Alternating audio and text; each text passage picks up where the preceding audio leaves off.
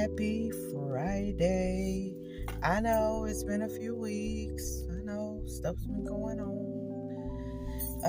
Took a quick trip to visit some friends last week in Oklahoma. Had a really good time. I needed that little getaway. I needed that sabbatical. It could have been longer, like 4-5 more days. I would have been real happy. But I took what I could get and enjoyed myself. I did. But one of the reasons why I guess I've been more quiet than more vocal is I just find myself as of late studying to be quiet. And what I mean by that, well, I'm not gonna lie, I was gonna say music. I'm not gonna lie, I kind of got enthralled with the whole Drake and Kendrick Lamar beef, and because I'm a hip hop head. I'm an old school hip hop head, and I love the rap battles, Nas and Jay-Z and Pac and Biggie, and oh my gosh, all the little offshoots from that, and this felt very reminiscent, so I kind of got into that. But I just began to feel the Father drawing me closer, and to do that you gotta be quiet, you gotta hear, you gotta listen. I've often taught my children that prayer is not just a one-sided conversation. It's not just you talking. You gotta learn how to listen, and in order to listen you have to be quiet so that you can hear and then understand. And so in this season, I've been driving to work quiet, driving to work with no music, driving home with no music, in the house, spending time in reading, quiet contemplation, journaling, getting to the essence of me. I have to do the introspection.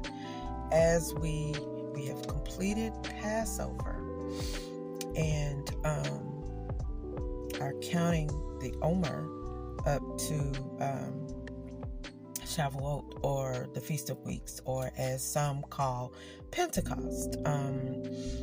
And quiet as is kept. A lot of people wait. A lot of those that do observe the holy days as described in Scripture, a lot of people feel like the only one that's not a turn up is Day of Atonement, but each and every one of them draws you to a place, or should draw you to a place of introspection and self-examination and preparation for what comes next. And so and I can prove that, because the Scripture says, in the Old Testament, we know that was the blood of that lamb that was put over the door so that the destroyer did not come and kill or consume the or unalive, whatever they're saying in the YouTube streets, the firstborn of that household. You could be protected by the blood. And over in the New Testament, it says, as often as you keep this feast, as often as you eat the bread and drink the wine, you show the Messiah's death. And Paul teaches that some come to this feast, or this to the table, unworthily. And because they do, some are sick and others are asleep in the grave. Introspection, because can't nobody know, and I said it the way I felt it, can't nobody know if you're the problem but you. But you can't know if you're not looking at you. I heard a sister say that, there is no such thing as shadow work. That's just a new agey term for introspection, and that's something the Scripture tells us all the time that we should be doing. Consider your way. Consider those people that get on your nerves. Why do they get on your nerves? consider those things that irritate you. Why do they irritate you? Why are there things out there that you actively enjoy not liking? Things, people, situations, places, things you're liking that you shouldn't like, that don't draw you closer to the Father. Nobody can know those things but you can't know until you take a good look at the inside of you and be honest with you, because the worst lie that is ever told is the one you tell yourself and believe it. And there are some people out here who have been telling lies to themselves for so long that they believe those lies about themselves that they tell themselves, whether they be negative or whether they be positive. Because, some people hype them up and they believe they own hype. And that stuff just, what's the saying nowadays? They in Delulu land. So, I've been finding myself as of late just kind of drawing closer, pulling away from a lot of things. I know I haven't been posting a lot on my socials, and I literally only have, LinkedIn for business and Insta. Maybe I might post something on the store and send somebody a reel because I think it's funny, but I'm not spending a lot of time out there just frivolously and foolishly. I don't feel like we got that kind of time, because time is winding up, and I don't know. I know we've been hearing this all our lives, but what they say, we living in the last days. Yeah. I didn't believe it when I was a kid. But the Messiah said it. The end of days. The kingdom is at hand. It's right here. So, if it was true then, which I believe it was, I think that was just at the precipice of the preparation of all the quote-unquote eschatological things that are to come. And we now are at the beginning of the wrap-up. So, draw me nearer. I want to be drawn nearer. I want to be closer than close to the Father, because I got some things coming up, some health challenges. I talk about my fibromyalgia, but baby, both my knees are bad. From when I was a 400-pound woman, yeah, I know you probably look at me, girl, you probably still big. I am, guess what? But I'm not 400 pounds. Not anymore. I lost a person. But my knees still dealt with that damage for over, oh my gosh, I want to say maybe 20 years. Maybe 20 years. I carried around another person. Another, 137 pounds. That's a person. I know somebody I work with that's a whole adult woman that weighs about that much. I carry around a whole nother person on this frame, and my knees paid the price. And so, I am preparing to have knee surgery. And because you don't know what can happen, what might happen, you got to be prepared for what might happen, what could happen.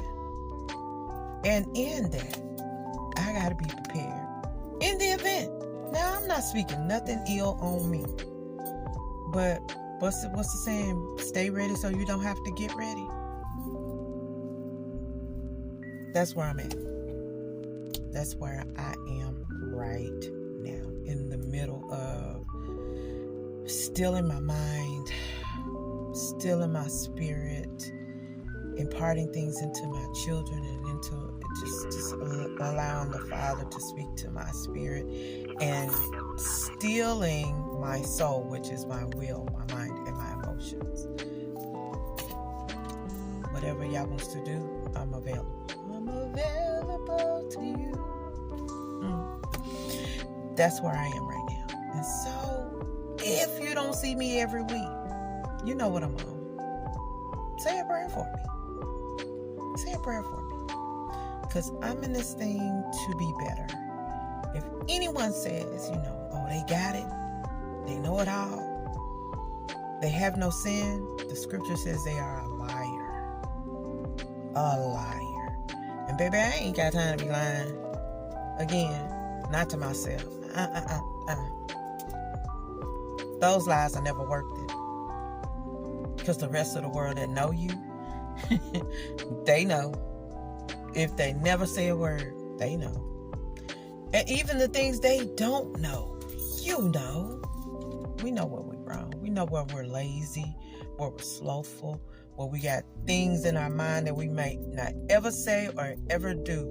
You know that stuff still swirls in your mind and thoughts can become things.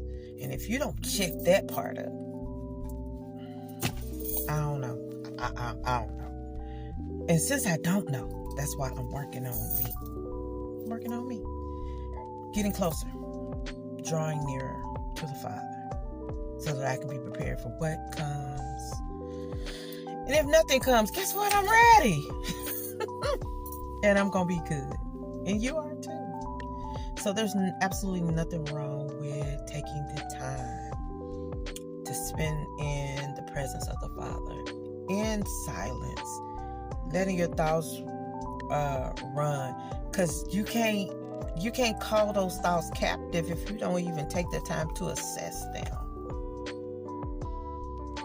Taking every thought captive that is against the knowledge of the Most High. Because sometimes, I admitted overthinker here. That's me. I'm talking about me. Sometimes my thoughts just go pew, pew, pew, pew, pew, pew, pew, pew, pew, pew, pew, pew. I don't have time to listen to them all. But there's little drive-bys.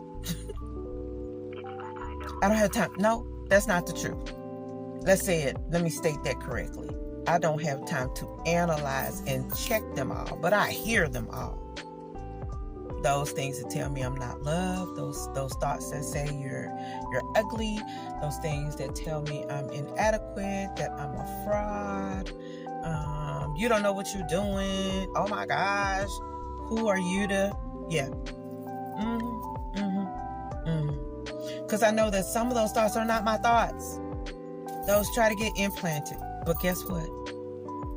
You still got to check those, and if you don't take the time to quiet yourself, quiet your mind, examine it all, you can't take that stuff captive. And so that's what I'm working on right now. So as I am inspired to talk a little bit, I'll talk a little bit. As I'm inspired to talk a lot, I'll talk a lot. But until then, I just wanted to pop on, let y'all know I'm still here. I'm still hanging in and doing my best to be obedient to the Father. Okay? Anyway, if you get an opportunity, take some time. Spend it in the presence of the Father. Getting an understanding about who you are, where you are, and where you need to be. And then devise a plan with the Father as to how you're going to get there. You can do that. And if you need some help to do that, that's kind of something I do too. Solution focused coach, master's degree in psychology, extensive training in mental health counseling. You need help? Hit me up. I got you. We can talk about it. All right. Let me go in the house. It is Friday. Get prepared for the Sabbath. I'm so happy to be off work. Today was it's been a busy week, but today was a kind of day. I'm so glad to get out of there. Nevertheless, I love y'all. Y'all take care. Enjoy. Get outside. Get some good sunshine.